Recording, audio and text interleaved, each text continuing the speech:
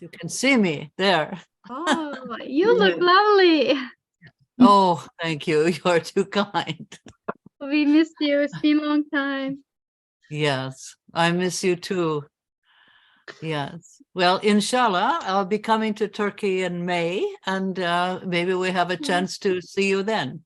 İnşallah. Inshallah. İnşallah. Mhm. Evet, you look beautiful. Oh, Mehmet, you're so gallant. Too kind. I'm looking at some of the other names here on the screen, and I wonder if I know any others. Ekrandaki isimlere bakıyorum, acaba tanıdık başkaları var mı diye.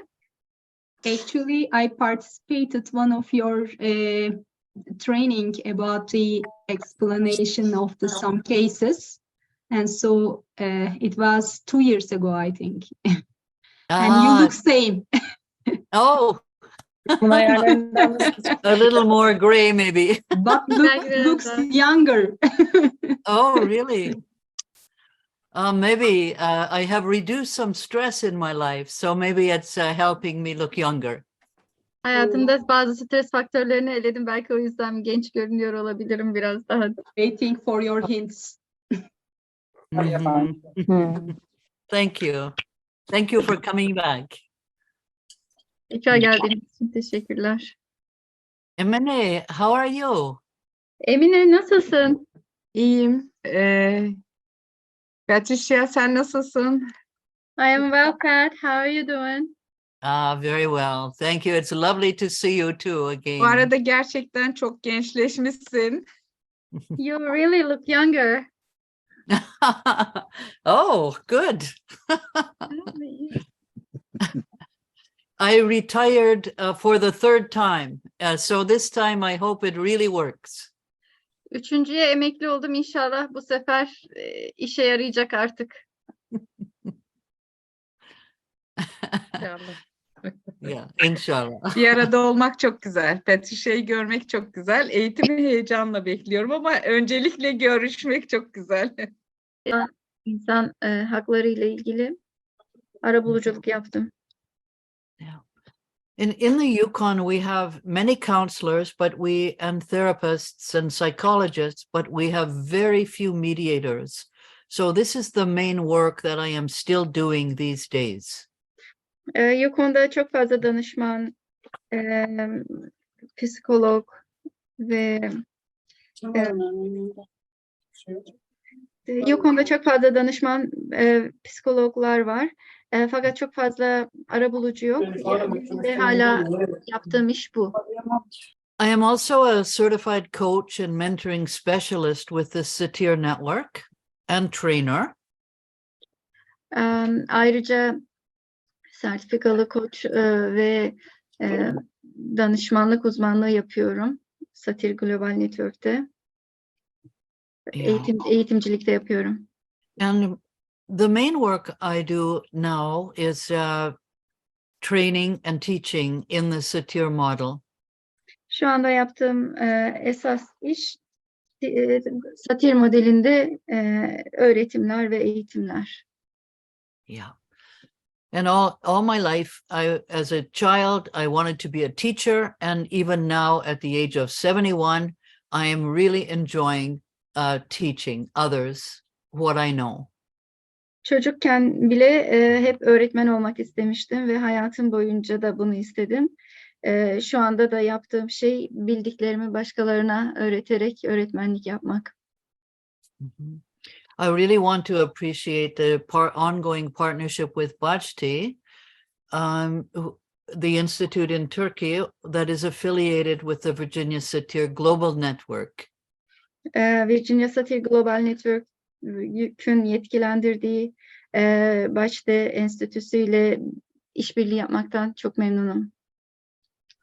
Yeah, and I really appreciate all the wonderful work that the therapists and staff at Bajti are doing, have done ever since I've known them, and arranging these presentations and arranging the training when I come to Istanbul and other cities in Turkey. I just want to really appreciate everything they have done to bring the Satir model alive in Turkey. Başta'ya yaptıkları bütün iyi işler için, onları tanıdığımdan beri yaptıkları bütün iyi işler için ve Türkiye'ye ya da İstanbul'a geldiğimde Virginia Satir'in ilkelerini yaymakta gösterdikleri çabadan dolayı şükran duyuyorum. I'm going to start by talking about some of Virginia Satir's beliefs. Virginia'nın bazı inançlarından bahsederek başlamak istiyorum konuşmaya. The first and most important belief I think that I share with her is that we are all doing the very best we can at any moment. Virginia ile paylaştığım ve en önemli olduğunu düşündüğüm inanç, bulunduğumuz her anda yapabildiğimizin en iyisini yapıyor olduğumuzdur. We have created the best solution to any problem that we can at any moment, and we deserve honor and respect for our choice. İçinde bulunduğumuz durum için en iyi, en uygun çözümü ürettiğimize inanıyorum.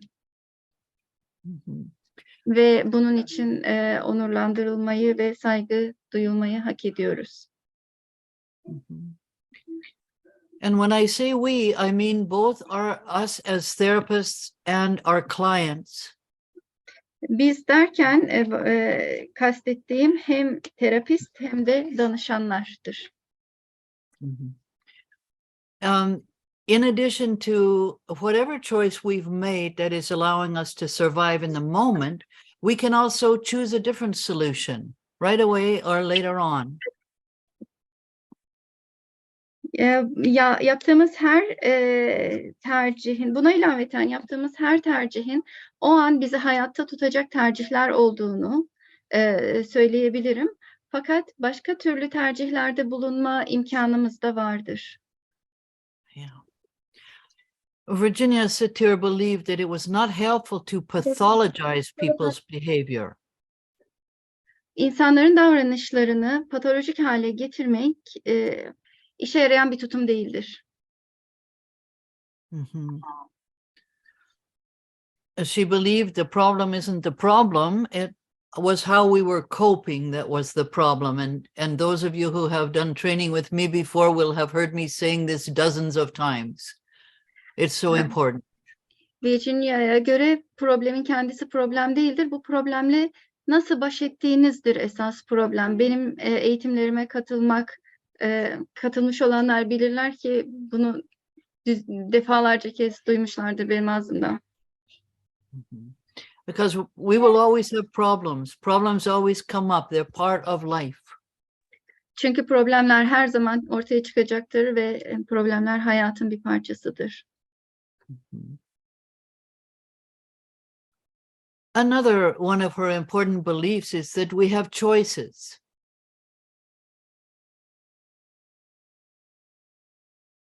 Önemli inançlardan bir tanesi de seçeneklere sahip olduğumuzdur. There isn't just one way to do things. There are many different ways to improve our lives or solve problems. And one of our jobs as therapists is to help increase the choices that people see, that our clients see for themselves. İşleri yapmanın sadece bir yolu yoktur. Birçok yolu var, birçok yol ve yöntemi vardır.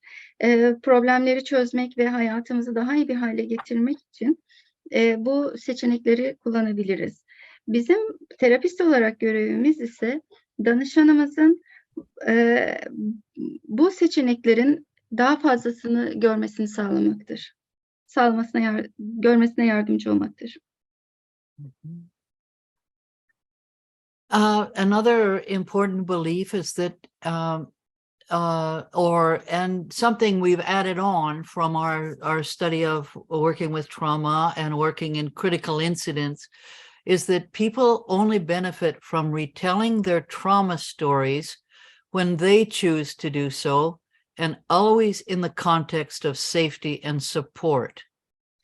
Bizim bunlara eklediğimiz travma ve kritik durum çalışmalarından eklediğimiz bir inanç daha var. İnsanlar kendi travma hikayelerini anlatmaktan, ancak bunu yapmayı kendileri seçiyorsa ve her zaman güvenlik ve destek bağlamında anlatıyorlarsa istifade edebilirler. And I will speak more about the safety and support components a little later in the presentation. Güvenlik ve destek kısmından sunumun ilerleyen kısımlarında tekrar bahsedeceğim. Another belief that was strong with Virginia Satir was that we can be in charge of our feelings, thoughts, and behavior. Önemli inançlarından bir tanesi de Virginia'nın duygularımızdan, düşüncelerimizden ve davranışlarımızdan biz sorumluyuz ve bunları kontrol edebiliriz. Many people feel that they are a victim of their feelings, or that they are at the mercy of their feelings and thoughts, that they cannot control them. But actually, we can help people to be in charge of all of these aspects of themselves. Bazı insanlar duygularının ve düşüncelerinin kurbanı olduğunu düşünebilirler. Fakat bu aslında böyle değildir. We can honor our clients to create their own safety. Danışanlarımızın kendi güvenliklerini sağlamaları için onları onurlandırabiliriz. Virginia really believed in the ability of clients to create their own solutions, to find the resources and the strengths within themselves, with our support sometimes, to create their own safety. Virginia danışanın kendi çözümüne ulaşabileceğini düşünürdü ve kendi kaynaklarını oluşturabileceğini düşünürdü. Burada bazen de bizim yardımımızla bunları yapabilirler. And I can give you an example of that was shared with me by somebody who had survived an earthquake. Yeah. A woman had come for therapy after surviving an earthquake, and the therapist was working with her to find out how she could create safety. Depremden kurtulan bu kadın terapiye geldi ve bu tecrübenin ardından güvenliğini nasıl oluşturabileceği üzerine konuştular.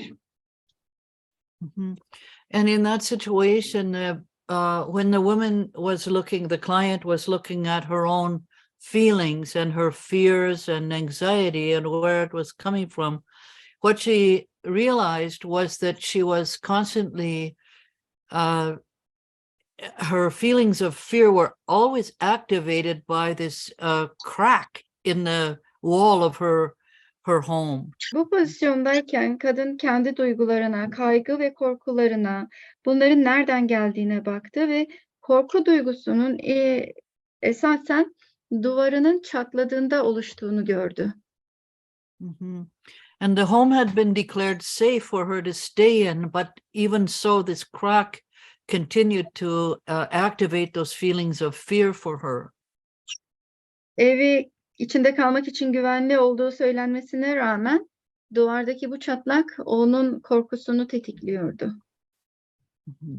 And as the therapist worked with her to figure something out to deal with that, she realized that she could put something over the crack. It was a picture or a painting or something. She put it over the crack.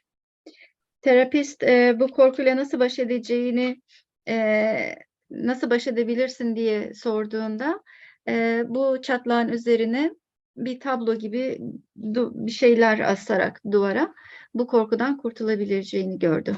And the therapist would have never thought of that. The client came up with that solution for herself. Bu terapistin aklına gelmemişti. Danışan kendi çözümüyle ortaya çıkmıştı. And how we would understand safety could be different for each person.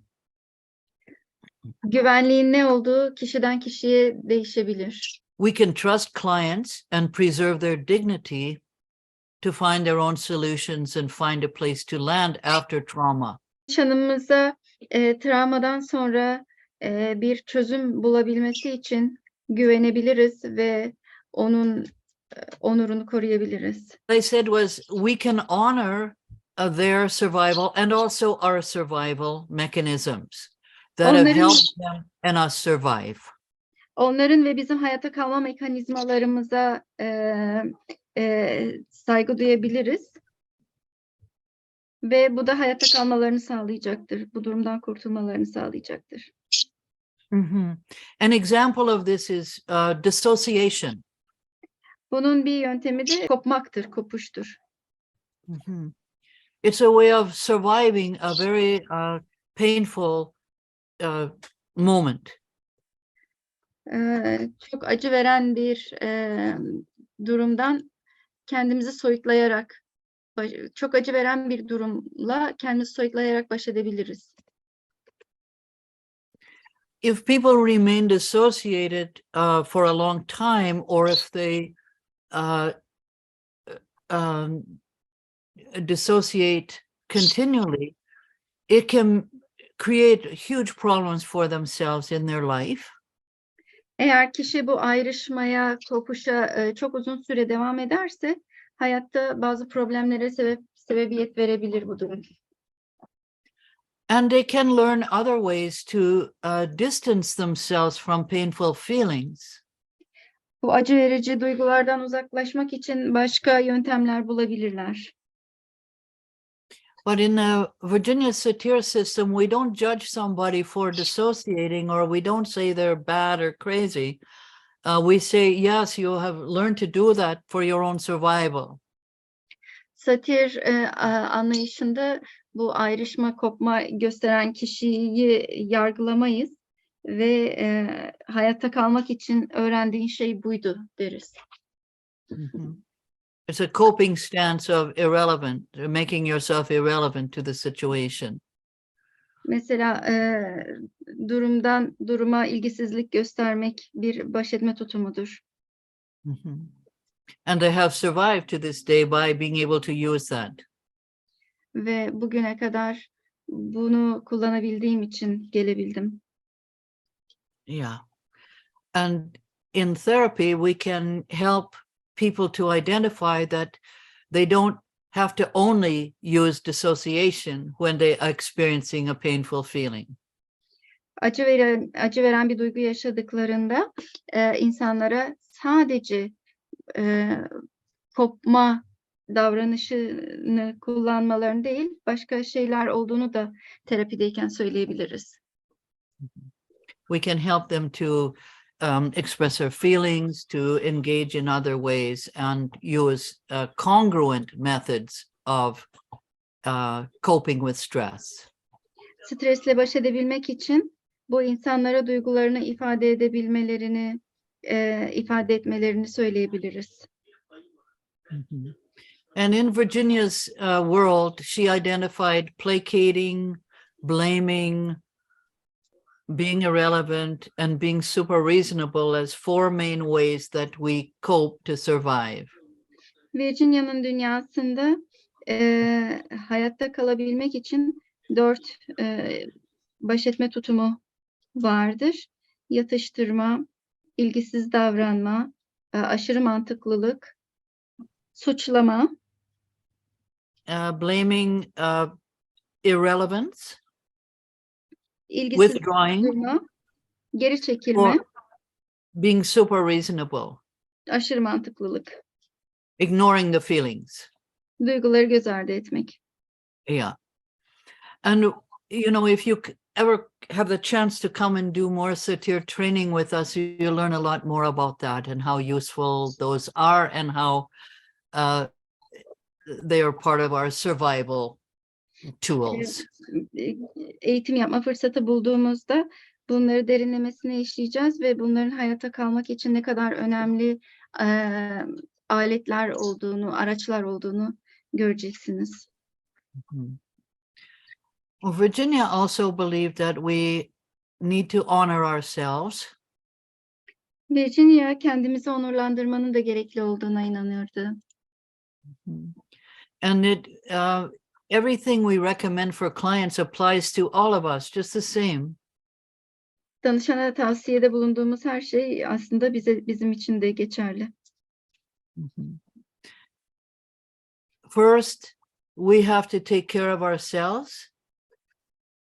Öncelikle kendimize bakmamız gerekir. Then we can care for clients. Ondan sonra da danışanımıza yardımcı olabiliriz. Here's a little, hopefully humorous picture of somebody taking care of themselves, taking care for a little recreation and relaxation. Burada umarım biraz mizahi olmuştur. Burada kendisine bakan, yaratıcı bir şekilde kendisini önemseyen bir kişi var fotoğrafta. Now in Canada, we don't go surfing by camel, Kanada'da biz sörf yapmaya deveyle gitmeyiz. but we can imagine that it must be a beautiful form of relaxation. Ama bunun rahatlamanın çok iyi bir yolu olduğunu düşünebiliriz. Yeah, and one other comment about Virginia's beliefs is that we can preserve our integrity by checking in with she called it a wisdom box. We could call it an inner voice that says yes. Oh, go ahead, Gul. Virginia'nın inançlarından bir tanesi de kendi bilgelik kutumuz dediği ya da bizim iç sesimiz dediği şeye kulak vererek kendi bütünlüğümüzü koruyabiliriz. Mhm. She said we all should have a medallion. One side it says yes, and the other side it says no. And we Peki. should trust those inner voices that tell us, yes, we can do something, or no, we couldn't. Hepimizin bir tarafında evet, bir tarafında hayır yazan bir madalyonumuz olması gerektiğini ve bu madalyonun hangi tarafı, iç sesimiz bunun hangi tarafını kullanmamızı söylüyorsa ona güvenmemiz gerektiğini söylerdi. Mhm. So sometimes we want to help, we want to support clients in a certain way, but we are too tired, or it's too challenging a case, or we have family commitments, or we cannot do it. And sometimes we push ourselves to say yes. Bazen bir danışanı belli bir biçimde desteklemek isteyebiliriz. Fakat ailevi sorumluluklarımız vardır veya bu iş çok çetrefillidir. Zamanımız yoktur ama buna rağmen evet deriz. And sometimes we don't have the resources to help, and we need to say no. Bazen de yardım edilecek kaynaklara sahip değilizdir ve hayır deriz.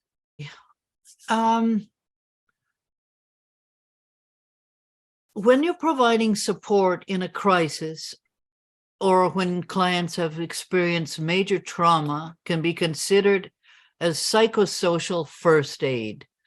This is an expression that is come to be used when people have experienced critical incidents. Bir kriz anında destek sunduğunuzda veya bir danışan büyük bir travmadan geçerken, büyük bir travma yaşarken yapacağımız ilk şeye psikososyal ilk yardım denir. A psychosocial first aid is different from regular counseling or therapy in several key ways. Psikososyal ilk yardım normal terapiden birkaç unsurla ayrılır. Number one, the need is created by external catastrophic events. Birincisi, ihtiyaç dışarıdan gelen bir felaket olayıyla oluşur. Number two, clients and therapists may need to know how to access a range of physical supports, like housing, food, emergency services, government supports. Danışanın ve terapistin bazı fiziksel desteklere, yardımlara nasıl ulaşacağını bilmesi gerekebilir. Mesela barınma, yiyecek, acil hizmetler, devlet yardımları gibi. And in everyday therapy that we're doing, we may not know as much about these type of services and what is available in the community to help people. Yaptığımız günlük rutin terapilerde bunlarla ilgili bilgilerimiz olmayabilir ve o kişiye sunacağımız, o kişiye sunulacak şeylerle ilgili bilgi sahibi olmayabiliriz. And this is a really good reason for therapists to connect with each other and share information and knowledge about what they have learned is available to provide additional help to clients. Terapistlerin danışanlara yardım etmek için bir araya gelip bilgilerini paylaşmaları ve daha fazla ne sunabileceklerini konuşmaları çok iyidir. Another difference is that the therapist may be seeing the clients only once. Farklılıklardan bir tanesi de terapistin danışanı belki de sadece tek kereliğine görecek olmasıdır. Some of the therapy that we do normally, we expect to be able to see clients for a period of time, or, you know, once or twice a week, or maybe several times a month, but over a period of time. But when there's been a crisis and people are called in to help, you might only get a chance to see people one time. Normal zamanda yaptığımız terapilerde danışanı belli bir süre boyunca görmeyi bekleriz. Haftada bir, iki kere veya ayda 2-3 kere. Fakat kriz anlarında insanların ihtiyaç duyduğu bu dönemlerde belki sadece bir kere göreceğizdir. Number 4, the therapist might be seeing the clients in groups without the usual privacy and comfort of a private practice office. Bazen de terapist danışanlarını gruplar halinde görebilir. Her zamanki mahremiyet veya özel bir ofisin rahatlığı olmayabilir kriz anlarında. I know some therapists who were called into New York City after 9/11, and they were seeing people in all kinds of random places. 11 Eylül olaylarından sonra New York'a davet edilen bazı terapistler oldu ve bu terapistler her türlü mekanda danışmanlık yaptılar. There wasn't any of the usual screening or assessment or none of the usual things that we would do in our practice applied. There wasn't time for that. That wasn't the need. Her zaman yaptığımız uygulamaları yapmaya fırsatımız ve vaktimiz olmadı böyle kriz dönemlerinde. And not everybody is comfortable in that situation. Böyle bir durumda herkes rahat edemeyebilir. And that's not a criticism of anybody. That's just an observation of reality.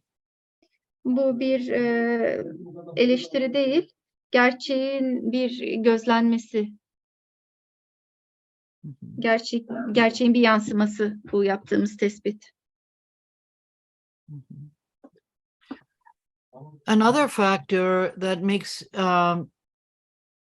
can make a responding to a critical incident different is that the therapists themselves may be greatly affected by the same events in a personal way. Başka bir unsur da terapistin de aynı olaylardan yoğun bir şekilde kişisel olarak etkilenmiş olmasıdır. Mhm.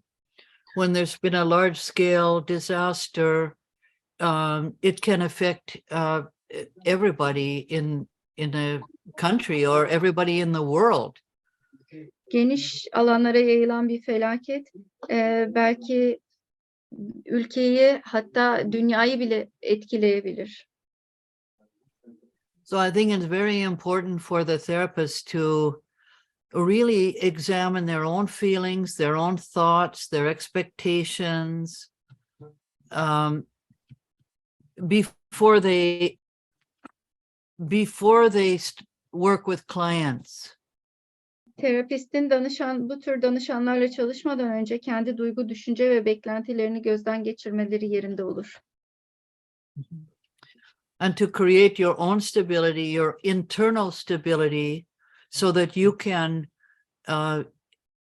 can share that stability with the clients. Kendi içsel dengenizi korumanın bir yolunu bulmalı ve böylece bu dengeyi de, bu stabil hali de danışanlarınızla paylaşabilmelisiniz. Mm-hmm. And that's one of the reasons why people often, when they're responding to critical incidents, respond in teams of at least 2 people and make sure that they have debriefing for themselves and good supervision. Kritik olaylara cevap veren, yardım eden insanların genellikle takım halinde, en azından 2 kişi halinde çalışmasının sebeplerinden bir tanesi de budur. Number 6, the therapist may have greater competing demands on him or her from their own families, their colleagues, and communities. Terapistlerin ailelerinden, çalışma arkadaşlarından ve toplumlarından, ailelerinin, çalışma arkadaşlarının ve toplumlarının onlardan büyük beklentileri olabilir.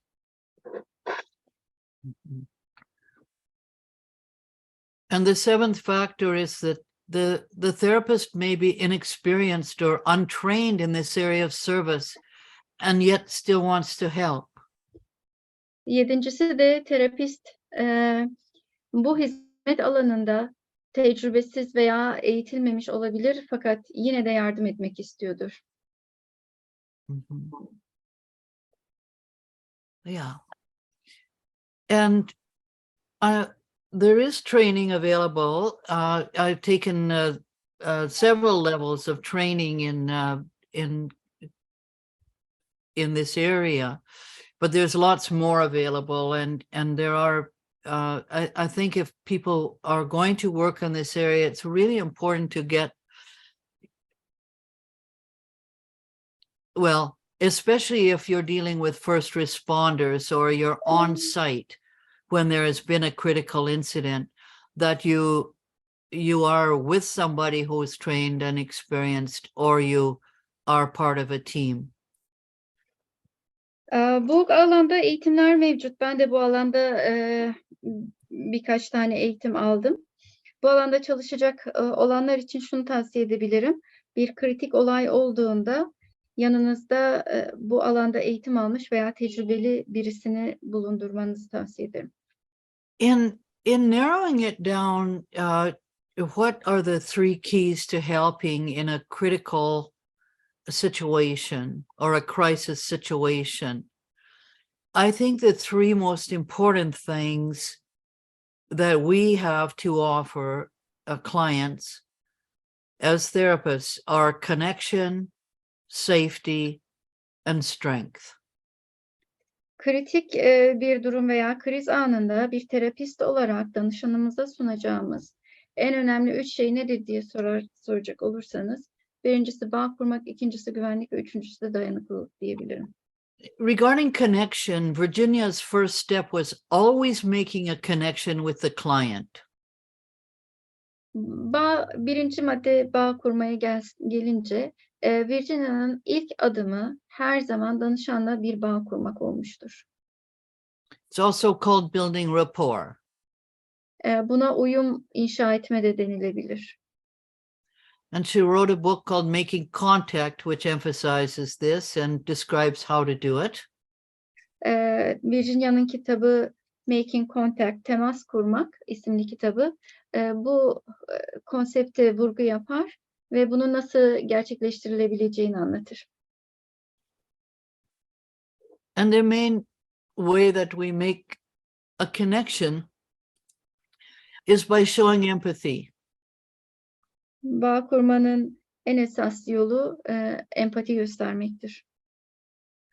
We let the client know that we understand what they're going through. Danışanın onun yaşadıkları, o anda neler yaşadığını anladığımızı bilmesini isteriz. Yeah. Even if we haven't had the exact experience from them, we offer our listening, our heartfelt desire to understand and connect with them on the basis of their feelings, their thoughts, perceptions, expectations, yearnings, whatever it is. Tamamen aynı deneyimi yaşamamış olsak bile danışanımızın duygularını, düşüncelerini, özlemlerini yürekten anlamak istediğimizi ona ifade ederiz, gösteririz. Virginia was a very physical person. Virginia çok fiziksel bir insandı. She was always connecting through touch, hugging, putting her hand on somebody's shoulder, putting her arm around their back. Virginia fiziksel olarak da temas etmekten çekinmezdi.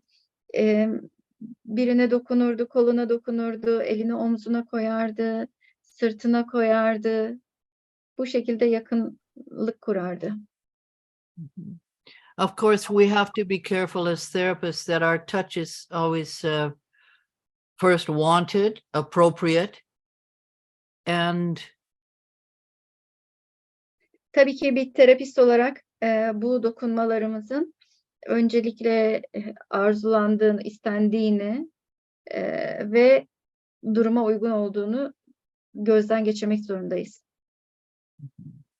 And if we're working with people who have been through a physical trauma or a crisis where they have been injured, well, of course, we have to be very careful that we don't hurt them or create any fear about touch with them. Fiziksel travma veya bir yaralanma geçirmiş insanlara böyle temas ederken onları incitmediğimizden ve bir korku duygusu oluşturmadığımızdan emin olmak gerekir. But this is the first step to make the connection, to make contact with the person that we're working with. Çalıştığımız insanla bağ kurmanın, temas kurmanın ilk yoludur. And we make the connection on a human to human basis. Ve bu kurduğumuz bağı insandan insana olan bir düzlemde gerçekleştiririz. The second step that we need to work on with the client is creating a sense of safety, helping them to feel safe with us, and also figuring out what would create more safety. İkinci adım ise güvenlik duygusu oluştururken What I was saying, Gul, was that creating sense of safety, making client to feel safe with us, and also looking at what do they need to feel safe in the rest of their life. Danışanın bir güvenlik algısı oluşturmak için, bizimle güvenli hissetmesi için ve hayatının geri kalanında da güvenli hissetmesi için neye ihtiyacı olduğunu araştırırız. Yeah. If you look at this chart in front of you, it's a Maslow's hierarchy of needs. Bu önünüzde Maslow'un ihtiyaçlar hiyerarşisi piramidi duruyor. Bakacak olursanız. I'm sure many of you will have seen this. Eminim birçoğunuz bunu şimdiye dek görmüştür zaten. And you will know that we are, the first thing we need is at the bottom of the pyramid the physiological needs: food, water, warmth, rest. Piramidin en altında, tabanındaki ihtiyaçlar temel ihtiyaçlardır. Bunlar fizyolojik ihtiyaçlardır. Besin, su, ısınma ve dinlenme gibi. Mhm.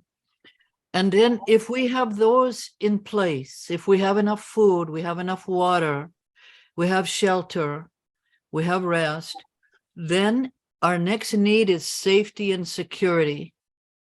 Bunlar karşılandıktan sonra, yani yeterince yiyeceğimiz ve suyumuz varsa, eğer bir barınağımız varsa, bundan sonraki ihtiyaçlarımız da güvenlik ihtiyaçlarıdır.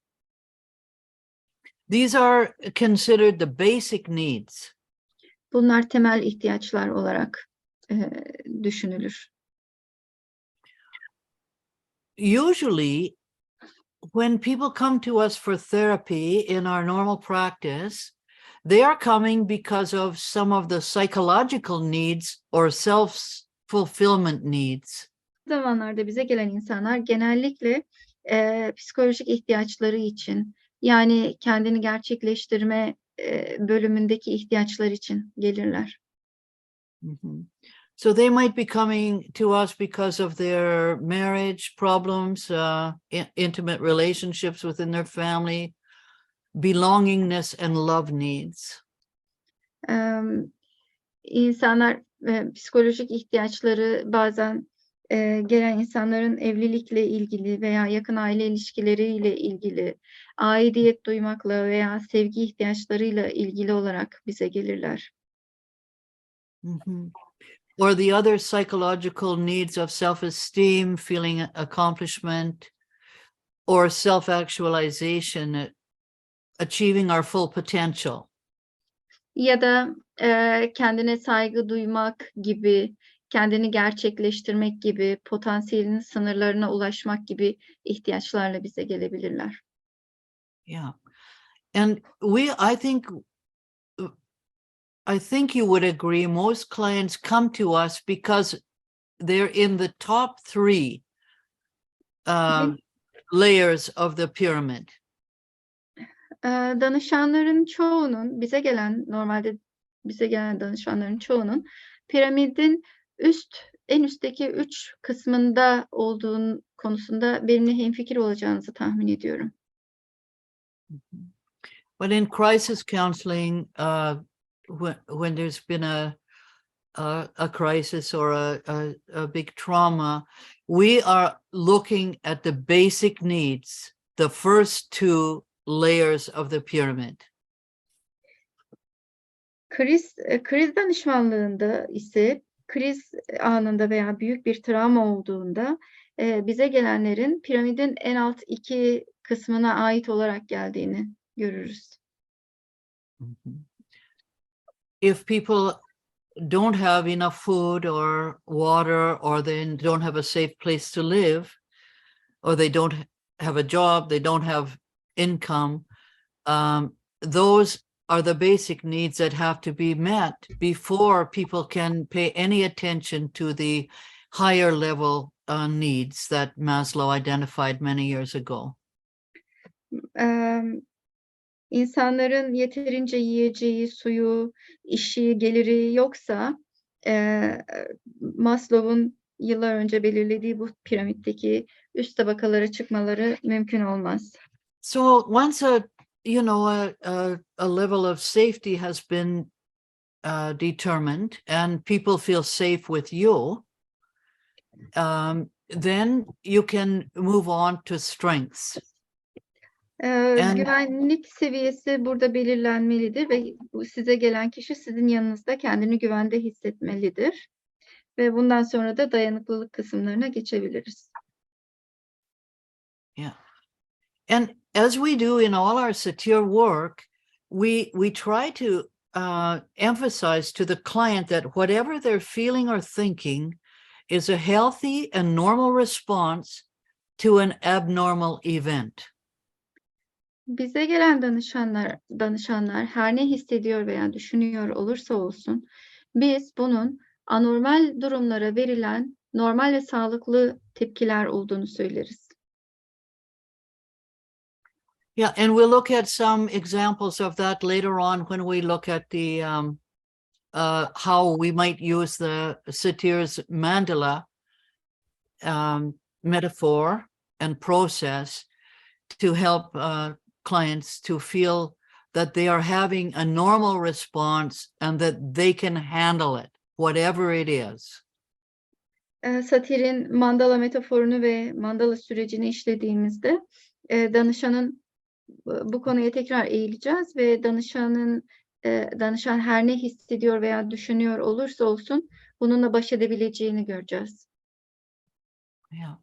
We want the client to identify their own strengths, and we might have to reflect their strengths to them that we can see. Danışanın kendi güçlü taraflarını ortaya çıkarmasını, için onu teşvik edeceğiz ve onda gördüğümüz güçlü tarafları da biz ona söyleyeceğiz. And I think this is the whole beauty of the Virginia Satir model, is that it doesn't focus on weakness or pathology. It focuses on strengths and resources. Virginia'nın öğretisinin bence en güzel taraflarından bir tanesi bu. Zayıflığa veya patolojilere değil, insanın güçlü taraflarına ve kaynaklarına odaklanır.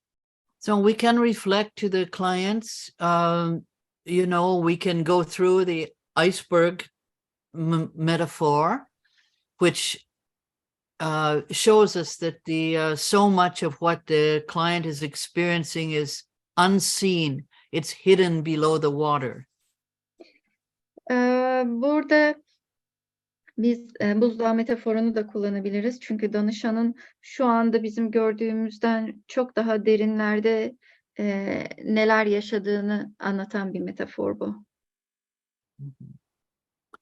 And as some of you know, that what we can see of a person is just their behavior and the way that they cope. That's all it's above the water. Up here in this section, we just can see this little part. Bir kısmınızın da bildiği gibi bizim aslında danışanda gördüğümüz şey davranışı nasıl davrandı ve bunun baş etme tutumudur. Fakat suyun altında kalan çok büyük başka bir kısım daha vardır. So what we want to help the client see is what's underneath, what's in all this huge part of the iceberg. Danışanın görmesine yardım etmek istediğimiz şey de aslında budur. Bu görünenin dışında olan şey nedir? Bunu danışanın görmesine yardım ederiz. And we want to explore their feelings if they want to talk about feelings. Duygulardan konuşmak isterlerse duygularını keşfetmeleri için yardımcı oluruz. Bununla ilgili konuşuruz. Sorry, go. I'm finished. We want to help them express their thoughts out loud. Düşüncelerini yüksek sesle ifade etmelerini isteriz.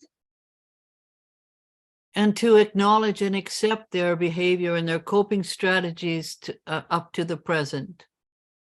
Mevcut davranışlarını ve baş etme tutumlarını günümüze gelene kadar kabul etmelerini temin ederiz. We want to help them to manage their expectations. Beklentilerini yönetebilmelerine yardımcı oluruz. Yeah. And help them to identify what they're really yearning for and wanting. Esas olarak aslında ne istediklerini bulmalarına yardımcı olmak isteriz. And we want to help normalize these responses. Ve bu tepkilerini, bu cevaplarını normalleştirmelerine yardım etmek isteriz. Even though the crisis situation may be abnormal. Kriz durumu belki anormal olmasına rağmen. So we start where the clients are at. Dolayısıyla biz danışan o anda neredeyse oradan başlarız. Yeah, it's a developmental approach. Bu gelişimsel bir yaklaşımdır. Yeah, whatever is going on with the client, need to accept, and we need to help them to accept it in themselves. Danışan tarafında ne oluyor olursa olsun bizim bunu kabul etmemiz ve danışanın da bunu kabul etmesini temin etmemiz gerekir. They may be blaming themselves. They may be thinking we should have done this differently. We should never have, been in that location that day. They could be judging and blaming themselves for this abnormal crisis situation. Danışanlar kendilerini suçluyor olabilir. Şunu farklı yapmalıydım, buraya gitmeliydim, burada olmamalıydım gibi kriz durumuyla ilgili olarak kendilerini suçluyor olabilirler. And now I'm going to talk a little about how you can use the mandala, which is a Virginia Satir metaphor for understanding and finding the strengths of the client. Danışanın güçlü taraflarını bulmak için ve bunları anlamak için Virginia Satir'in mandala metaforunu kullanıyoruz ve bunun nasıl kullanıldığını göstereceğim size. Mm-hmm. Virginia believed that within each person, we could look at 8 different parts. Virginia herkesin içinde bakabileceğimiz 8 parça olduğuna inanırdı. Mm-hmm. And these parts, I'm going to list them, and then I'm going to give a few examples from several of the parts. Bu parçaları şimdi size sıralayacağım ve her biriyle ilgili birer örnek vereceğim. And this is whether we share this actual metaphor with the clients or not, we can use this as a structure for ourselves so we don't miss important aspects of our clients. Danışanımızın önemli yönlerini kaçırmamak için bu mandalayı kullanabiliriz. Bu mandalayı danışanımızla paylaşabiliriz, paylaşmayabiliriz ama esas bir yapı olarak danışanın güçlü taraflarını gözden kaçırmamak için kendimiz kullanıyoruz mandalayı. So the 8 parts are emotional, Bu 8 parçadan birincisi duygusal, intellectual, entelektüel, nutritional, besinsel, spiritual, ruhsal, interactional, ilişkisel. which refers to our relationships with other people, Bu diğer insanlarla olan ilişkilerimize bir referanstır. contextual, Bağlamsal, and this refers to the context that we live in, whether it's a political, economic, social, physical, historical,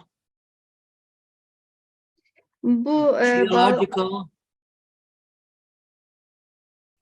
Bu bağlamsal unsur içinde bulunduğumuz politik, ekonomik, sosyal, fiziksel, tarihsel veya jeolojik bağlamı ifade eder. There's a sensual part to all of us. Her birimizde bir de duysal taraf mevcuttur And a physical part. ve fiziksel bir taraf. Mm-hmm. So when we're working with a client, we can find out what are their physical strengths. Bir danışanımızla çalışırken mesela onun fiziksel güçlü tarafları nelerdir ona bakabiliriz. Mm-hmm. What are their intellectual strengths, their problem-solving ability, their rational brain? Can we access that? Mesela problem çözme becerileri, akılcı düşünme becerileri, buna ulaşabilir miyiz? Bu da entelektüel güçleri nelerdir? And here's some examples. Looking at the physical part of the mandala, what is the client's current experience? Mandalanın fiziksel tarafı için burada bir örnek var. Danışan o anda deneyimlediği şey nedir danışanın? And this is just a made-up example, but they could have difficulty breathing, headaches, elevated blood pressure, fatigue, and dizziness.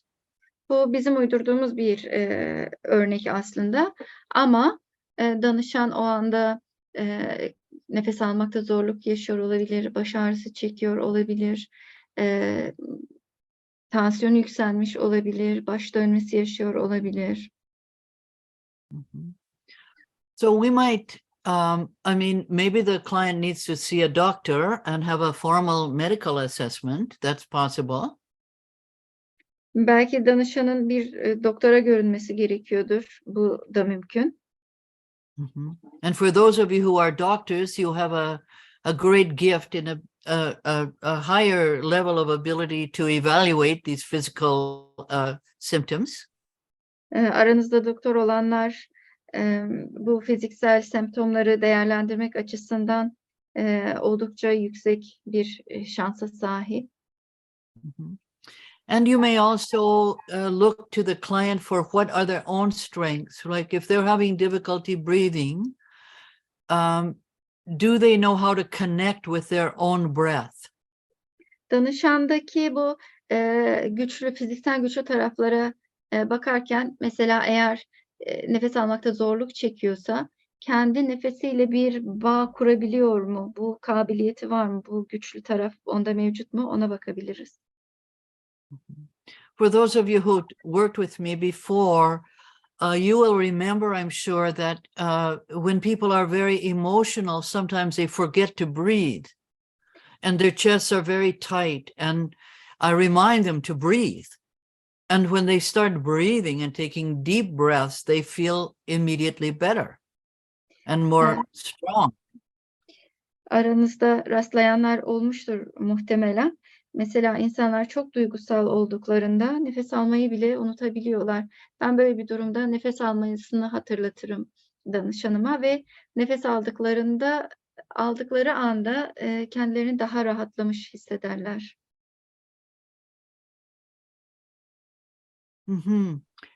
If somebody has a headache, we can ask them, have you ever had a headache before? And they possibly say yes. If they do, we say, well, how did you end your headache before? Did you take a certain medication, or did you rest, or did a dark room help, or quiet help? Eğer danışanın baş ağrısı varsa önceden de baş ağrınız var mı diye sorabiliriz. Eğer evet diye yanıtlarsa sonra bu baş ağrısından nasıl kurtulduğunu öğrenebiliriz. İlaç mı kullanıyor, karanlık bir odaya mı ihtiyacı var, dinlenmeye mi ihtiyacı var, yoksa sessizlik mi iyi geliyor? And if they feel dizzy in the moment, we can invite them to just lean over and rest their head down by their knees. Eğer baş dönmesi yaşıyorlarsa öne doğru eğilip başlarını kendi dizlerine koyarak dinlenmelerini önerebiliriz.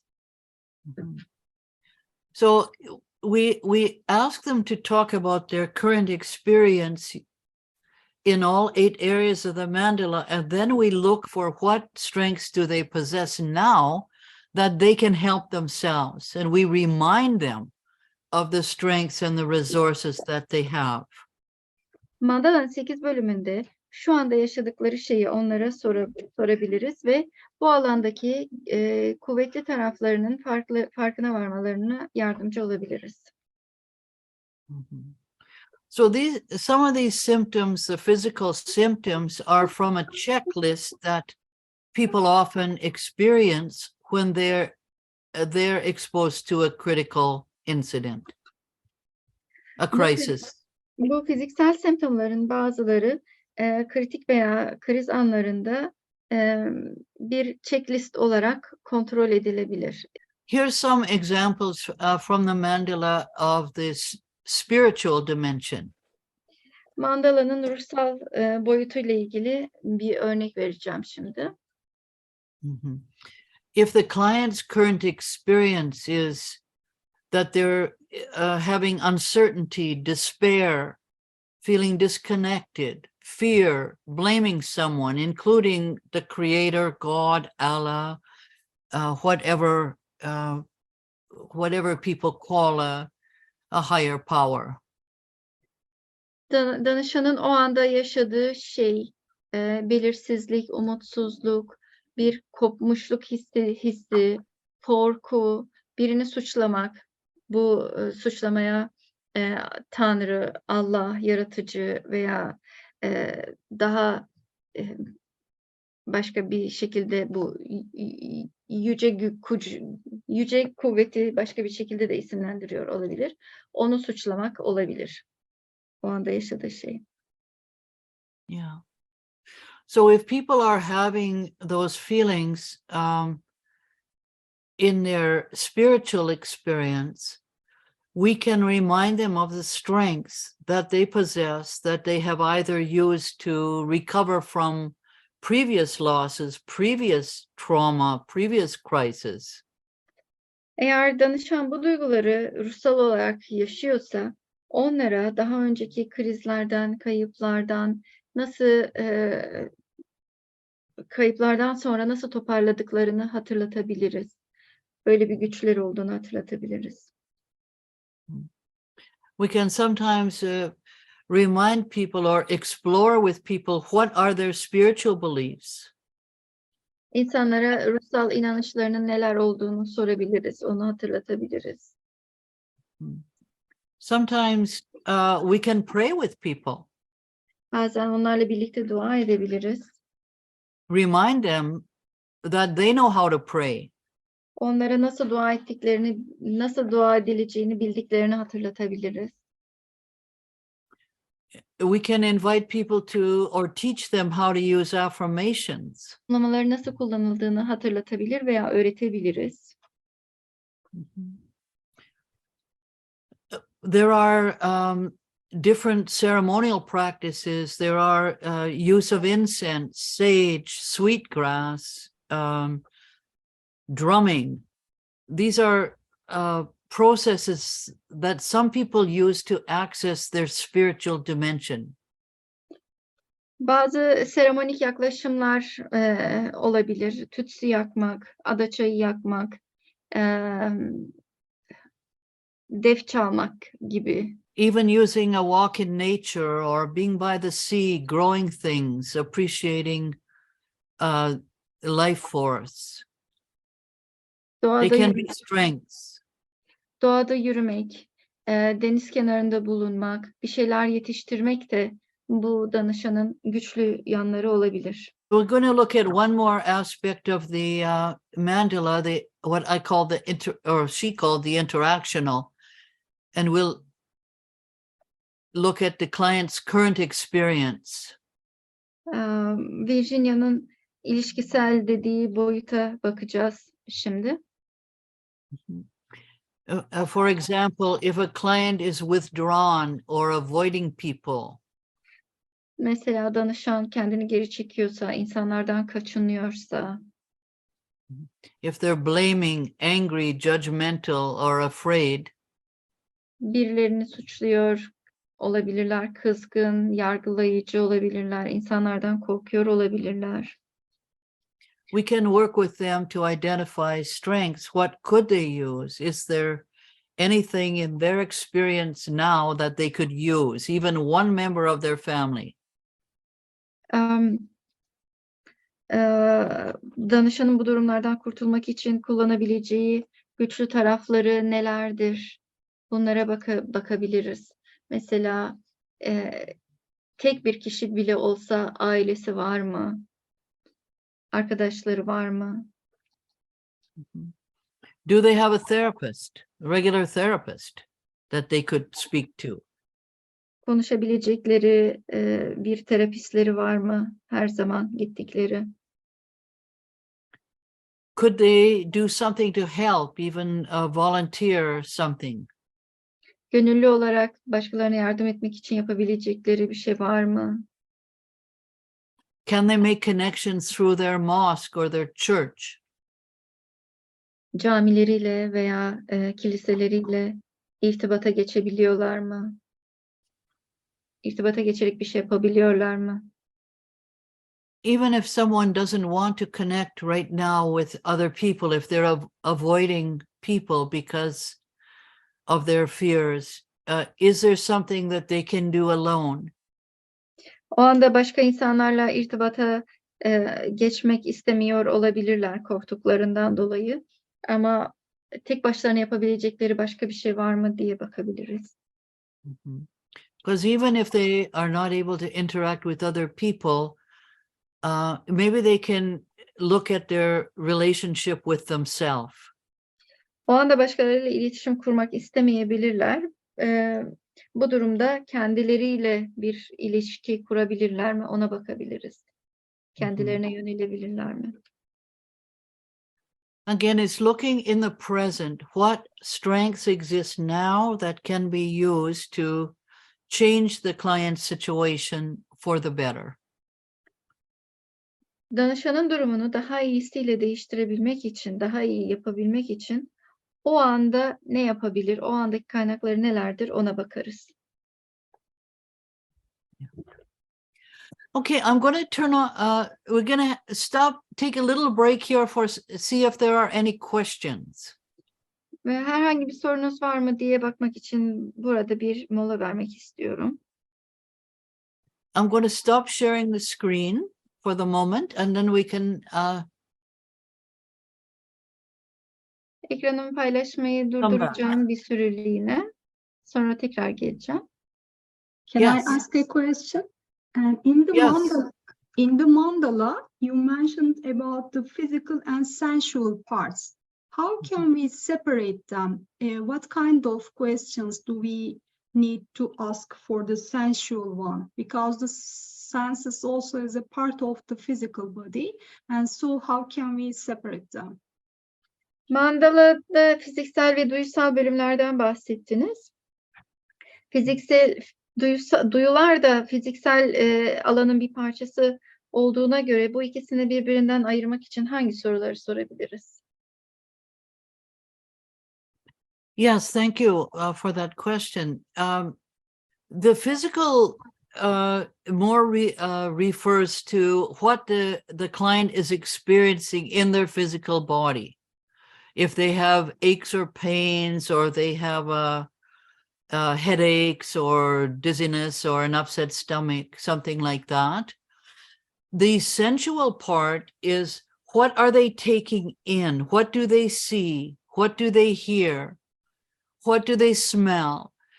Some people are very triggered by a certain smell because it could be related to the crisis. Maybe they were in a terrible car accident, and the smell of gas triggers a reaction in them. You know, maybe there was a smell of decay or something. It could be anything. So it's the sensual part. It refers to what we see and hear, what we smell, taste, feel. What am I missing? See, hear, taste, smell, touch. And some people believe in a sixth or seventh sense also, which is that intuition we have sometimes. So the sensual part is more about that. So we can ask very directly, what do you see? What did you see? What did you hear? You know, what do you smell that now? Do you have that, when I touch your arm, how does that feel? You know, if people are overly sensitive to touch or, yeah. Evet. Fiziksel I forgot about the translation. It's okay. I had my notes. Fiziksel alan danışanın bedeninde o anda ne hissediyor olduğudur. Acı mı, baş ağrısı mı, karın ağrısı mı? Bunlar gibi şeyler. Duyusal alan da ne görüyor, ne duyuyor, neyin kokusunu alıyor. Bazı insanlar kokuya çok duyarlıdır. Mesela bir kaza geçirmiştir ve benzin kokusu onu tetikliyor olabilir veya çürüme kokusuna karşı duyarlıdır. Görme, duyma, koklama, dokunma ve tatma bunlar duysal alanlardır. Bazı insanlar 6. his olarak sezginin olduğuna da inanırlar. Duysal alanlar bunlardır. Bunlarla ilgili bilgi edinmek için ne gördün, ne duydun?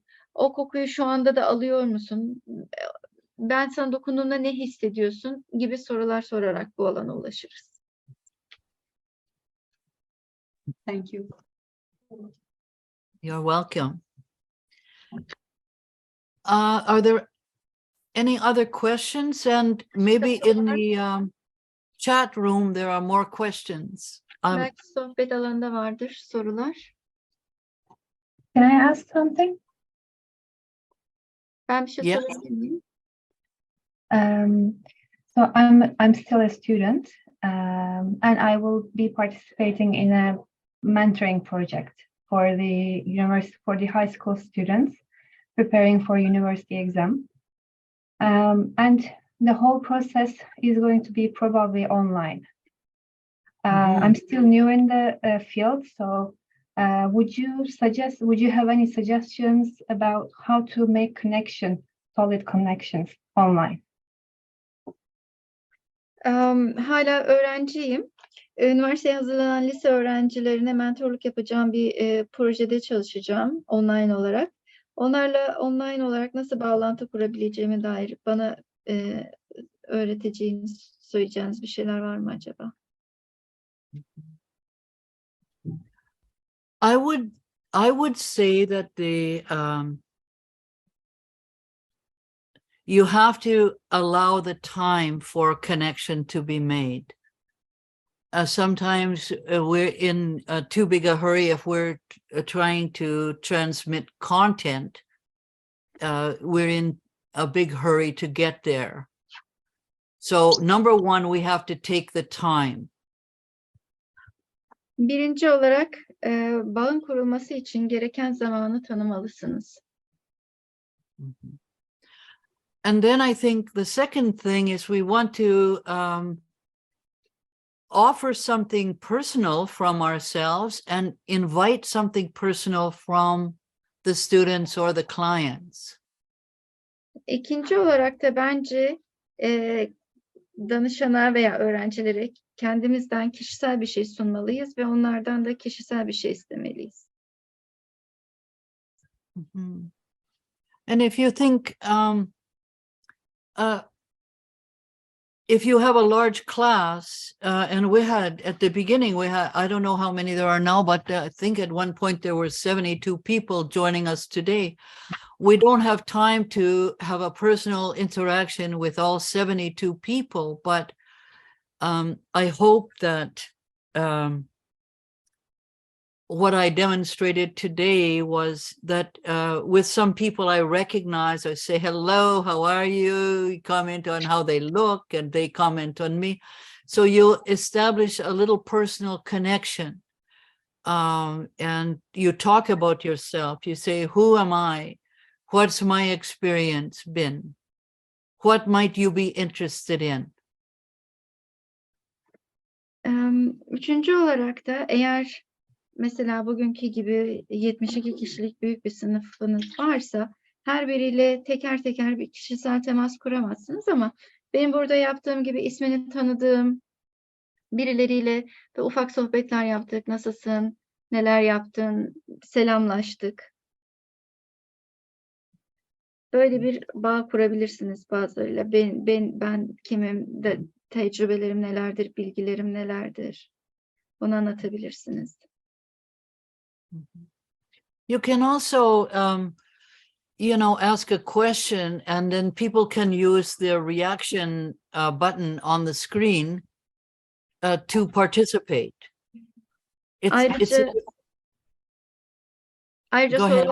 Ayrıca sorular sorabilirsiniz ve öğrencileriniz de ekrandaki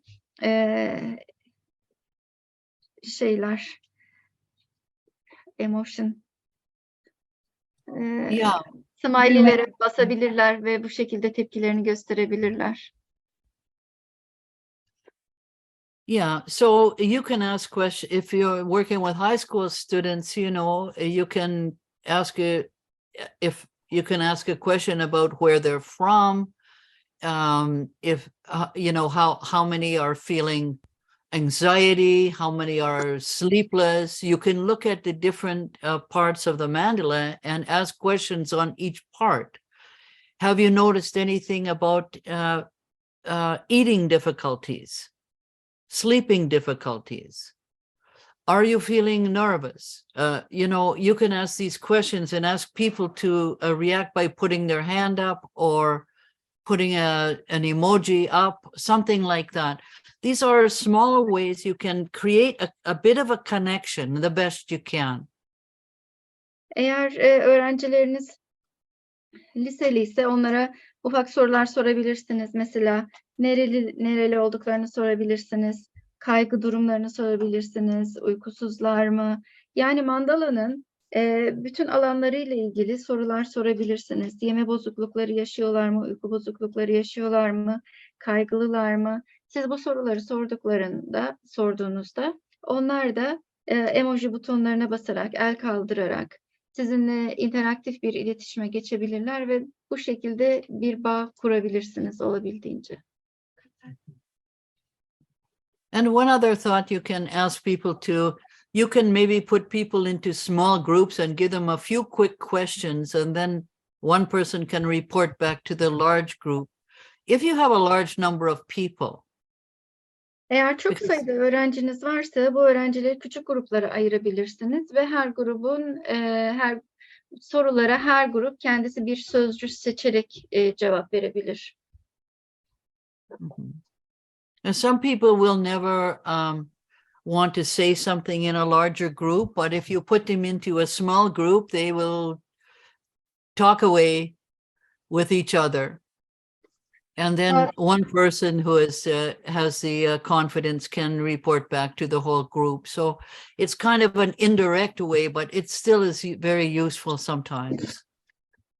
Bazı öğrenciler büyük gruplarda konuşmakta zorluk yaşayabilirler ama onları daha küçük bir gruba koyarsanız iletişime geçebilirler ve o daha küçük grupta özgüveni yüksek birisi de grup adına sözcülüğü üstlenebilir. Now I see, is it Duyo? Has her hand up? Yes. Yes. Do I pronounce your name correctly or no? Duygu. Duygu. Oh, you pronounce Yes. the G. G. Yes. Duygu. Duygu. Okay. Yeah. Very good. Duygu. Thank you for your question. What would you like to know? Yeah, I have two additional questions. And can we use these mandala approach, during the acute period of trauma at the field? And this is the one question. And the second one is, what kind of techniques can we use working with the children based on their traumas, especially the earthquake traumas? Benim iki sorum olacak. Akut travma periyodunda bu mandala metaforunu kullanabilir miyiz? İkinci olarak da çocuklarla ilgili kaçırdım. Tekrar edebilir misiniz? Çocuklarla ilgili. Çocuklarla travma çalışırken sahada özellikle kullanılabilecek önerilen teknikler var mıdır Virginia Satir'den? Teşekkür ederim.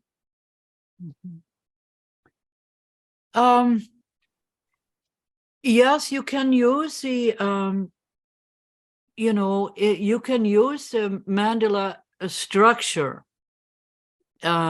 or the iceberg structure as a way of trying to understand what is most pressing for the client right now. What is their biggest need right now? Şu anda danışana en çok baskı yapan şeyin veya danışanın en çok ihtiyaç duyduğu şeyin ne olduğunu anlamak için mandala yapısını ya da buzdağı yapısını kullanabilirsiniz. Yeah. And you can use these approaches with children. Sometimes, if you have the ability, children can express themselves through drawing or pictures rather than having the vocabulary to express themselves as clearly. Bu yaklaşımları çocuklarla da kullanabilirsiniz ama çocuklar kendilerini sözlerle ifade etmektense resim yaparak veya resimler seçerek daha iyi ifade edebilirler. I think Virginia didn't teach us techniques like a step 1, step 2, step 3, step 4. What she taught us was a philosophy and a process. Virginia bize böyle birinci adımda şu yapılır, ikinci adım, üçüncü adım, dördüncü adım şöyle olur gibi teknikler göstermedi, öğretmedi. Bu işin daha çok felsefesini ve sürecini bize öğretti.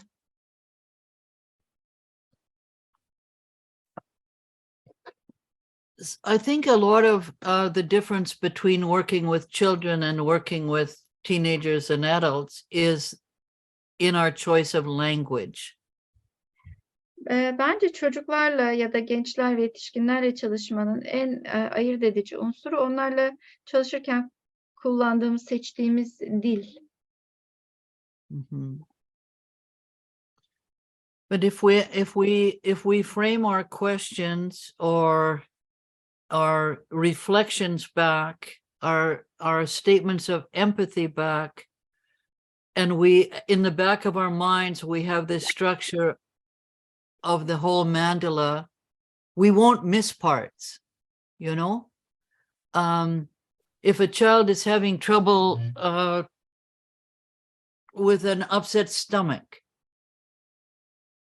you know, they might just talk about, you know, feeling sick, or they might use a metaphor like it feels like I've got butterflies in my stomach, or they might say I can't eat, or whatever they're saying, and we explore that with them. We get a fuller picture of it, and we try to find out what they need. And remember back to the Maslow's hierarchy. We're just looking at the basic needs at this point. Usually in crisis intervention, we're looking at the basic needs, not the higher level needs. Çocuklar, So, I'm sorry, go. çocuklarla, gençlerle çalışırken eğer sorularımızı biz sorarken aklımızın arka planında mandala olursa danışanla ilgili kaçırdığımız unsurlar olmaz. Mesela çocuk karnım ağrıyor diyorsa veya karnımda kelebekler var ya da yemek yiyemiyorum gibi bir şey söylüyorsa daha büyük resmi görmek için, onun o anda neye ihtiyacı olduğunu bulmak için mandala metaforunun unsurlarını kullanabiliriz. Bu anda yani krize müdahale anında danışanın neye ihtiyacı olduğunu ortaya çıkarabiliriz.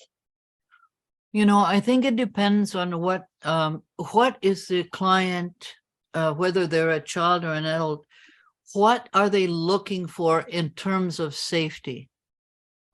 Danışan çocuk olsun, yetişkin olsun, onun güvenlik anlamında ne istediğini bulmalıyız. What do they need to feel more safe now? Şu anda daha güvende hissetmek için neye ihtiyaçları olduğunu sorabiliriz, ortaya çıkarabiliriz. Bu andaki danışanlar bize kriz anlarında gelen danışanlar genelde en tabandaki temel ihtiyaçlar içindeyken bizi bulurlar. Sometimes people need information, or they have questions. They don't know what's going to happen if they've lost their home, or they can't go to work, or they've been injured. They don't know what's going to happen, and they just need information. Bazen insanların sadece bilgiye ihtiyacı olabilir. Evlerini yitirmişlerdir, işe gidemiyorlardır, ne olacağını bilmiyorlardır ve bu durumda sadece bilgiye ihtiyaç duyabilirler. So we can help them by looking at what do they know about getting information? What else do they need to know? what information could we provide?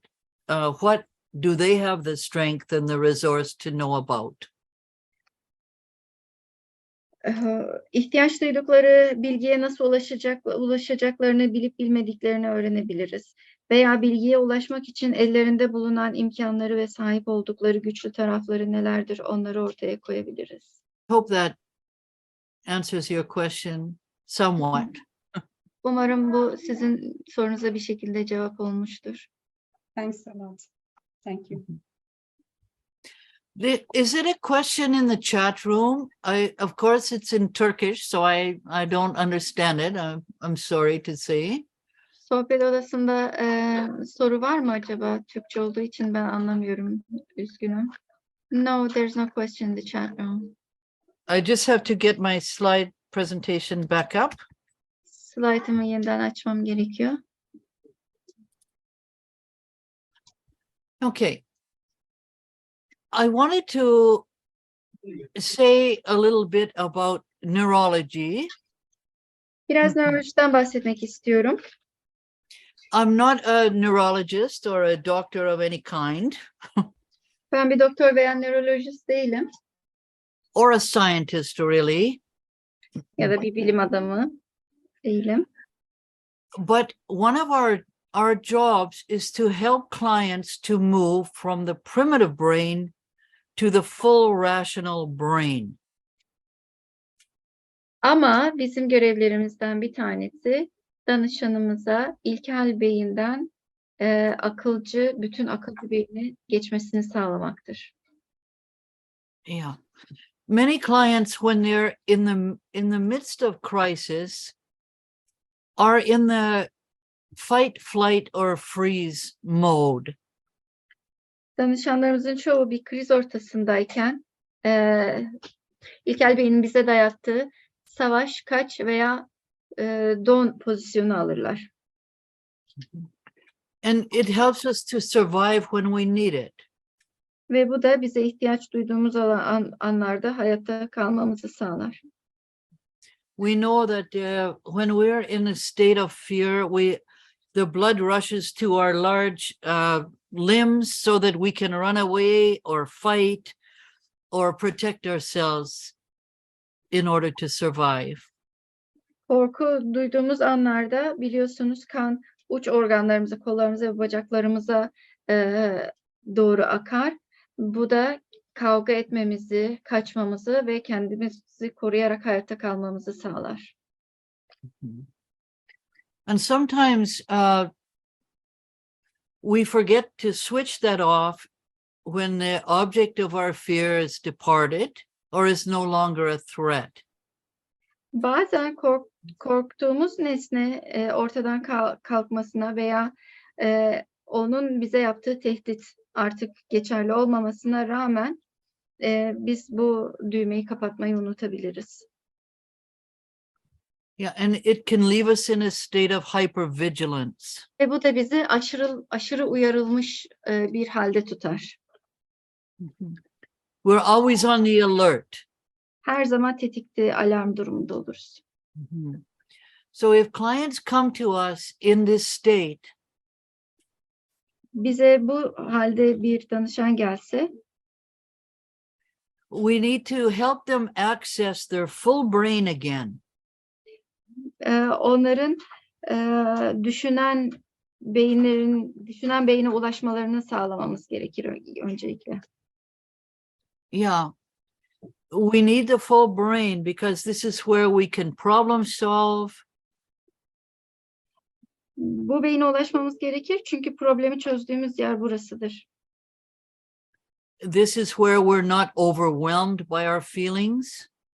Duygularımızla aşırı yoğun bir şekilde bütünleşmediğimiz yer de burasıdır.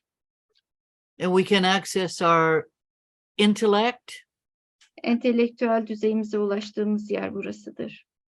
our ability to analyze, Analiz yeteneklerimiz burada saklıdır. to express ourselves clearly. Kendimizi net bir şekilde buradan ifade ederiz. Yeah. So I think that this is, if your client comes to you in this state and you believe that they are in their primitive brain, they're just in the fight, freeze, or flight mode, then you have to give them time and reassurance and comfort and create the safety so that you can focus on their strengths.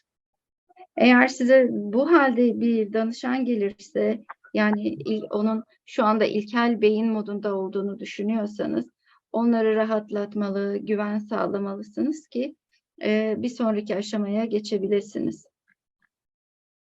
Yeah. And there's so much more to learn about the neurobiology, but I'm not going to go deeper into that today, and I'm not an expert on that area. But this one I know for sure. We have to get people into their full rational brain. Nörobiyolojide öğrenecek daha çok şey olsa da, daha derinlemesine birçok bilgi olsa da, ben bir nörobiyolog değilim, bu alanda konuşmayacağım. Ama bildiğimiz kesin olan bir şey varsa o da budur. İnsanları ilkel beyinden düşünen tüm beyine geçirmemiz gerekir. And we can do that by helping people move out of their feelings into their thoughts and expectations. Bunu da insanların duygularından çıkarıp düşüncelerine yönlendirerek yapabiliriz. Düşüncelerine ve beklentilerine yönlendirerek yapabiliriz. So, in summary, first, we need to connect and engage. Second, go ahead, go. Özetle ilk olarak bağ kuruyoruz ve onlarla ilgileniyoruz. Second, we need to help create safety and comfort. İkinci olarak güvenlik ve konfor alanı yaratmalıyız. As much as we can, even if it is only in the brief time that we are with the clients. Yani danışanla geçireceğimiz zaman çok kısa da olsa bunu yapmaya gayret etmeliyiz. And third, we focus on the strengths that the clients have for coping and problem solving. Danışanın problem çözme ve olaylarla baş etme konusundaki güçlü taraflarına odaklanmalıyız üçüncü olarak. We learn about them enough to know what has worked for them before, what can they imagine could work for them now, and give them at least 3 choices. Onlarla ilgili olarak şimdiye kadar onlarda işe yarayan neler işe yaradı, bundan sonra neler işe yarayabilir, bunu sorgulamalıyız ve onlara en az 3 seçenek sunabilmeliyiz. And that's the end of my presentation. I just wanted to say to everybody that our Yukon Satir Institute and the Global Network feel very much sympathy and empathy to the Turkish people who have suffered so much loss in this terrible crisis. Sunumumun sonunda bizim Satir Enstitümüzün ve Satir Global Network'ümüzün bu son zamanlarda olanlardan büyük kayıplar yaşamış ve acılar çekmiş olan Türkiye halkına başsağlığı dileklerimizi sunuyorum ve onları bütün empatimi göstermek istiyorum. I know I have been thinking about my Turkish friends and your beautiful country every day. Türk arkadaşlarım, Türk dostlarım ve bu güzel ülkenizi her gün düşünmekten alıkoyamadım kendimi. And I share my respect and support to you therapists and first responders and others who are trying in their own ways to help. Bu ilk anda yardım eden kendi bildiği şekillerde yardım eden diğer insanlara ve destek veren terapistlere olan saygımı ve desteğimi sunuyorum. And I want to offer thanks to my friend and colleague, Leslie Knight, a master therapist, for her help. Uzman terapist olan Leslie Knight'a yardımları için teşekkürlerimi sunuyorum. I encourage you to treat your precious selves with the love that you would show for your own clients, and that you practice loving self-care daily. Size önerim şudur ki danışanınıza vereceğiniz, göstereceğiniz sevgiyi kendi kıymetli benliğinize de göstermenizi ve her gün kendine bakım verme, sevgiyle bakım vermeyi pratik etmenizi tavsiye ediyorum. Lütfen bunu yapın. I know sometimes as therapists, as counselors, we don't look after ourselves as well as we look after our clients. Biliyorum bazen biz terapist ve danışmanlar danışanlarımıza gösterdiğimiz kadar ilgi ve sevgi göstermiyoruz kendimize. And I really encourage you to do that. And I try to follow my own advice in that regard. Bunu gerçekten yapmanızı tavsiye ediyorum ve bu size verdiğim bu tavsiyeyi kendim de takip etmeye gayret ediyorum. Do you have more questions, or are there any comments that anyone would like to make? Soru sormak isteyen veya konuyla ilgili herhangi bir yorum yapmak isteyen var mı?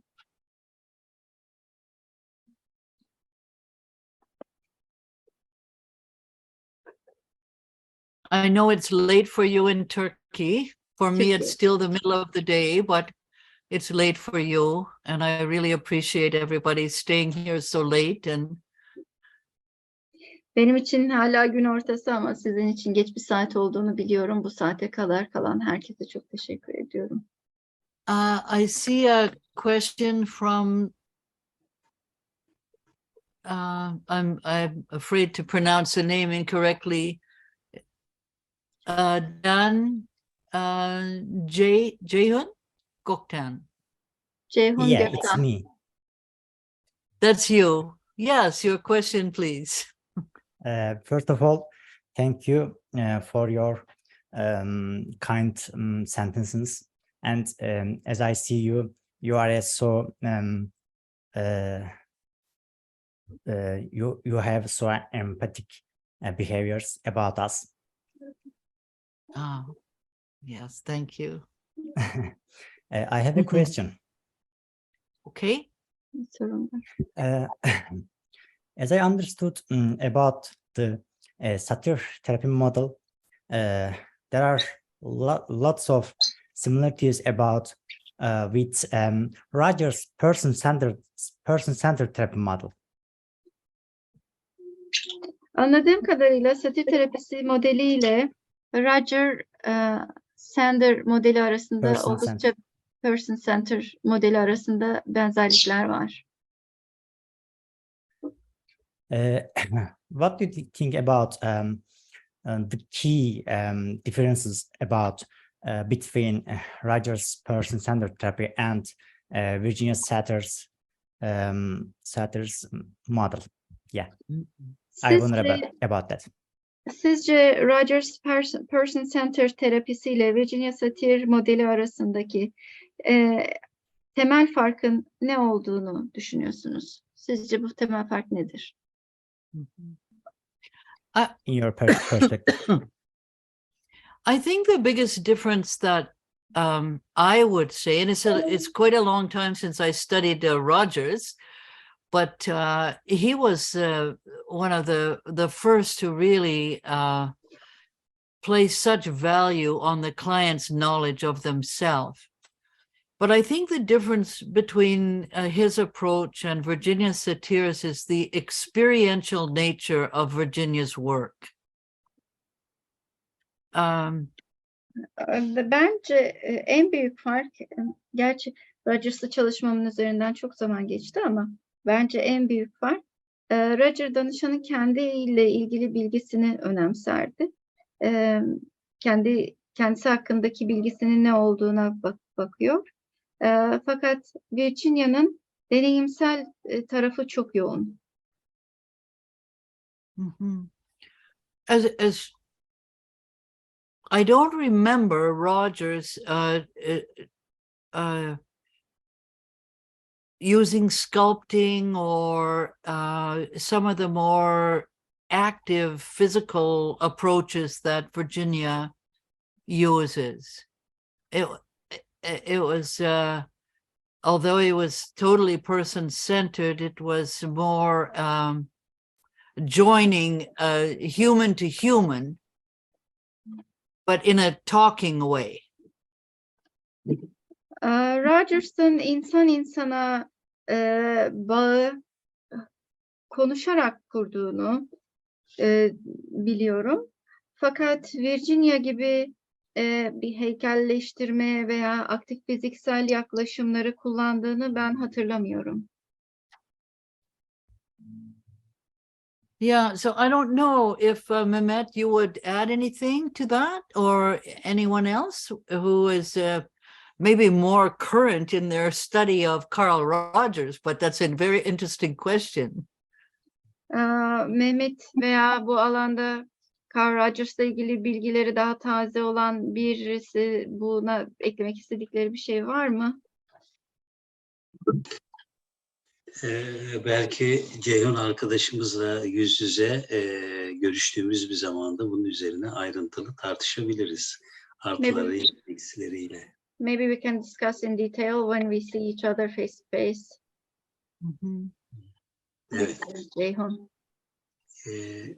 Patricia, başka soru var mı arkadaşlar Patricia'ya? Is there any other questions of that?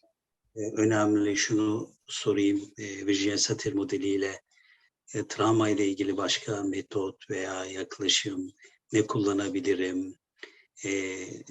Çok birikimli bir insan kendisi.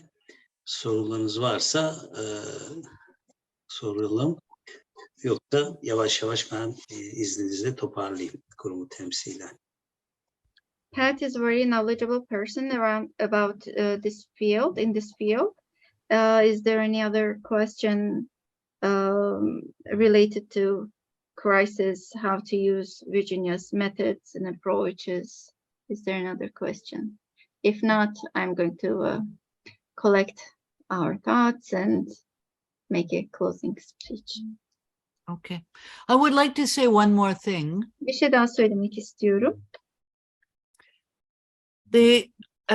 One of the things I noticed in the research I was doing for this presentation was that many times people refer to what the clients are going through as post-traumatic stress.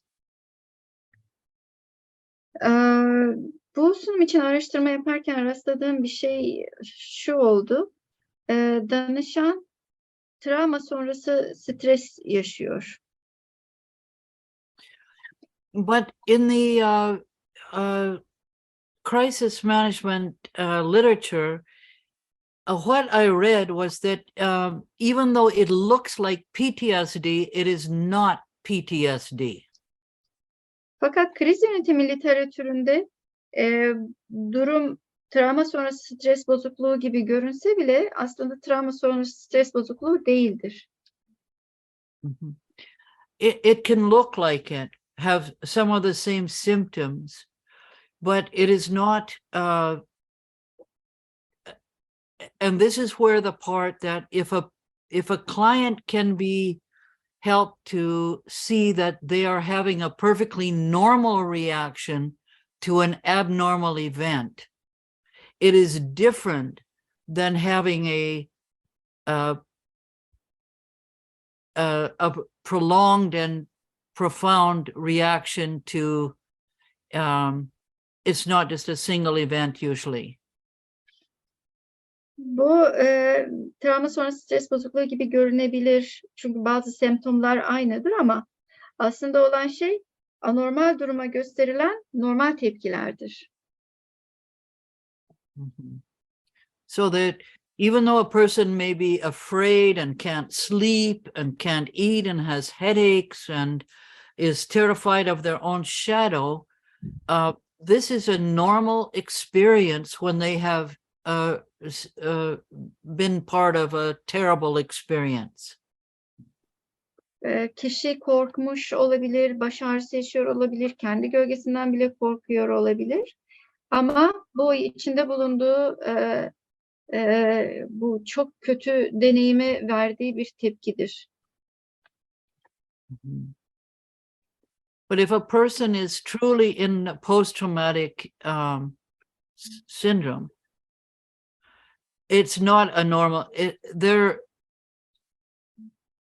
they really need to do some other kind of work to get out of that. Eğer kişi gerçekten travma sonrası stres sendromu içinde ise yapılması gereken başka işler de vardır. And one of the most harmful ways that some experts in this area, they have found that the first responders, people who are there right after the earthquake, who are pulling people out of collapsed buildings, or whether it's a car accident or an earthquake or any kind of geological catastrophe, it is actually harmful for people to talk in detail over and over again. This is increases the trauma on themselves. Bu alandaki uzmanların yaptığı hatalardan birisi, enkazdan veya depremden kurtarılmış veya bir kaza da olabilir, bu kazadan veya jeolojik felaketlerden henüz kurtulmuş insanları yaşadıkları şeyi detaylı bir şekilde anlattırmak. Bu alandaki uzmanların yaptığı hatalardan ve danışana en çok zarar veren, insanlara en çok zarar veren, onların travmasını arttıran unsurlardan birisidir. And again, looking at what are the person's immediate needs, how can they get those met, and how can they create some feeling of safety for themselves. Bu anlarda kişinin acil ihtiyaçları nelerdir? Bunlar nasıl karşılanabilir? Bunlara bakmak gerekir. And those of you who are familiar with Satir's work, when we look at events from the past, say a stressful event from the past, we only look at it for a very brief time. Satir'in çalışmasına aşina olanlar bilir ki geçmişte yaşanan travmatik olaylara sadece çok kısa bir süre için geri dönüp bakarız. We don't want to re-traumatize people. It's bad enough that they went through the experience once. Kişinin olayı yaşaması zaten yeterince kötüyken onu yeniden travmatize etmek istemeyiz. But if they want to talk about it, then we can listen. Fakat eğer konuşmak isteyen kendileri olursa onları dinleyebiliriz. And then we can help them process it by using the mandala, the iceberg, and always providing empathy and connection, understanding. Onlara mandala ve buzdağını kullanarak, empati ve anlayış göstererek bu durumu sindirmelerini, bu işlemi yapmalarını kolaylaştırabiliriz ve sağlayabiliriz. Duygu, you wanted to ask a question. Actually, you replied my question because I was planning to ask what is the opinion about the debriefing based on the trauma, and you explained it, and that's why I.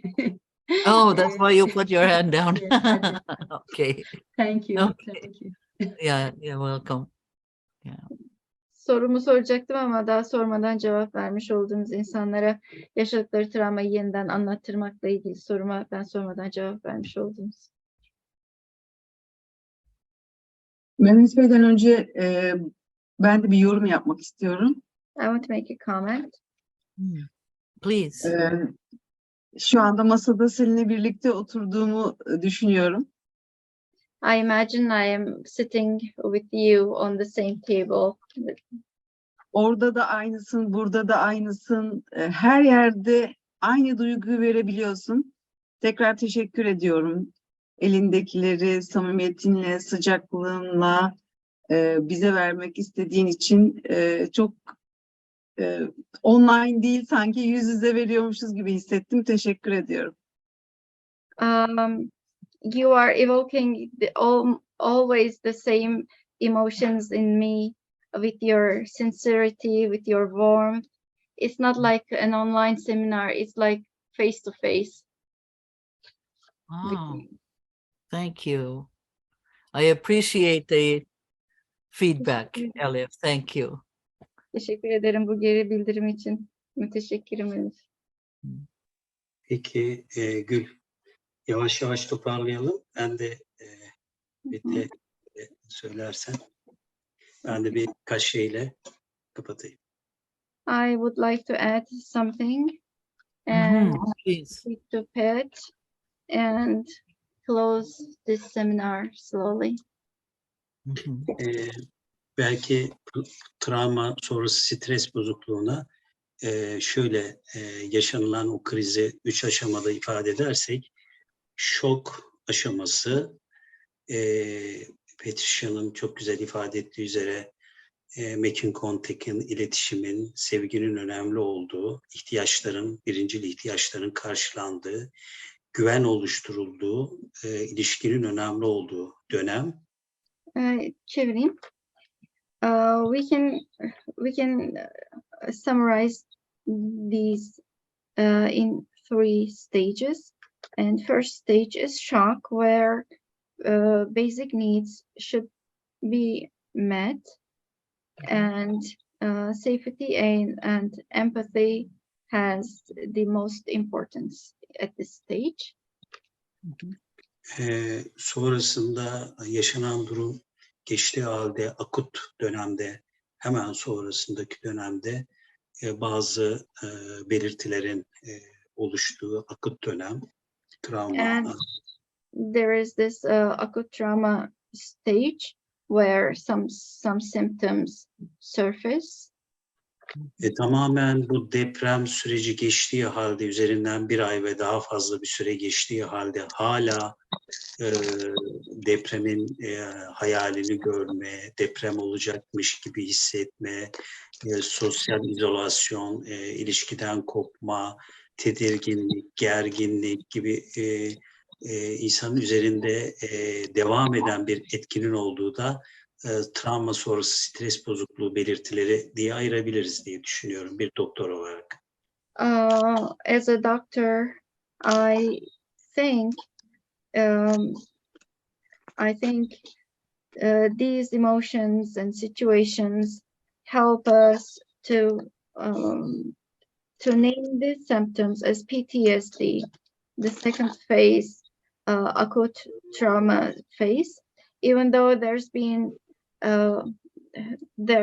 even though a month has passed after the earthquake, people are still in fear, in social isolation, anxiety, and nervousness. So in this period of time, they still have these thoughts and feelings. So we can consider these as symptoms of PTSD. Çünkü artık o travma koşulları olmadığı halde onun belirtilerine aynen devam ediliyor.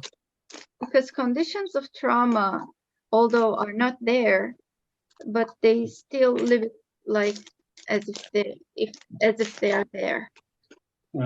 Patricia'ya çok teşekkür ediyorum. Böyle zor günümüzde deprem toplum olarak hepimizi çok etkiledi Türkiye'de.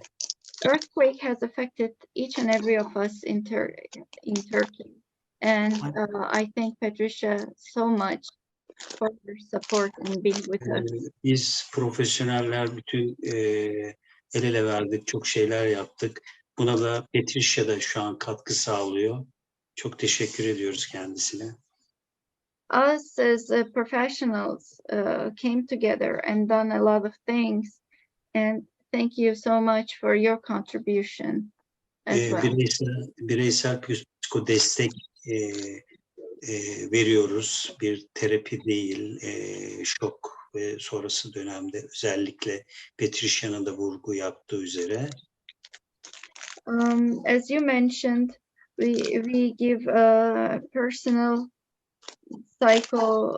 support, not therapy, but psychological support we provide. Yavaş yavaş ama travma ile ilgili çalışma aşamalarına doğru gidilecek. Tabii ki kişiye eşlik etme pozisyonunda olmalı. PET'e çok katılıyorum bu noktada. We are headed to work with traumas actually, and I agree with Pat on escorting the client during the.